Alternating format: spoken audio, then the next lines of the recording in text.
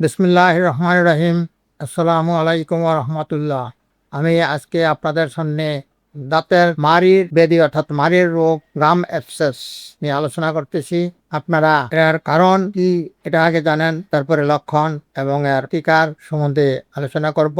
এর কারণ হলো দাঁত যদি অপরিষ্কার থাকে, দাঁতের ভিতরে মাড়িতে খাদ্যদ্রব্য ইত্যাদি ঢুকে তখন ময়লা জমে সেখানে গর্তের সৃষ্টি হয়, তারপরে এই মাড়িতে পোড়া হতে পারে। আরো কারণ আছে, সেটা হলো ভিটামিনের অভাব, ক্যালসিয়াম ও ভিটামিন সি এর অভাবে এই রোগ হয়। আবার যারা দাঁত অপরিষ্কার রাখে, দাঁত ঠিক মতো পরিষ্কার করে না, তাদের ওই বীজাণু দাঁতের মাড়িতে ভর্ত হয়ে এই রোগের সৃষ্টি হয়। এর লক্ষণ হলো দাঁতের মাড়িতে প্রচন্ড ব্যথা হবে এবং প্রথম ছোট ছোট গোটা হবে, এরপরে আস্তে আস্তে বড় হইতে থাকবে এবং প্রচন্ড দাঁতের মাড়িতে ব্যথা, দাঁত শিরশির করবে, কিছু খাইতে বাতে ব্যথা হবে।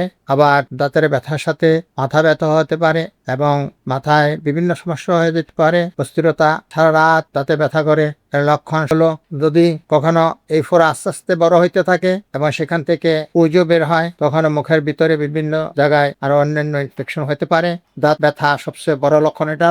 মুখে দুর্গন্ধ এবং কখনো সামান্য জ্বর থাকতে পারে, জ্বর 99 থেকে 101 পর্যন্ত হইতে পারে। কখনো ফোড়া যদি গলে যায় তাহলে সবচেয়ে বেশি সমস্যা হয়, তখন দেখবেন যে এই ধরনের অবস্থা হয়ে গেছে, তখন ডাক্তারের শরণাপন্ন হবেন। আর এই রোগ থেকে রক্ত দূষিত হয়ে মাথা এবং মেনিনজাইটিস বিভিন্ন রোগে আক্রান্ত হইতে পারে এবং টক্সিমিয়া, জ্বর, ইদরম, বমি, ব্রেন মেনিনজাইটিস ইত্যাদিও হইতে পারে। হোমিওপ্যাথিকে এটার ভালো চিকিৎসা আছে ইনশাল্লাহ। সুতরাং আপনারা আমার সাথে যোগাযোগ করলে আমি আপনাদের চিকিৎসার ব্যবস্থা করে দেব এবং আপনারা ঘরে বসে ওষুধ পাইতে পারেন, সেই ব্যবস্থা আছে।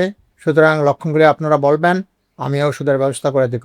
আর ভিডিওটা আপনারা শেয়ার করে দেবেন যাতে আপনাদের আত্মীয় স্বজন, বন্ধু বান্ধব ইত্যাদি সবাই রোগ সম্বন্ধে জানতে পারে এবং চিকিৎসার ব্যবস্থা নিতে পারে। আপনারা ভালো থাকেন, সুস্থ থাকেন।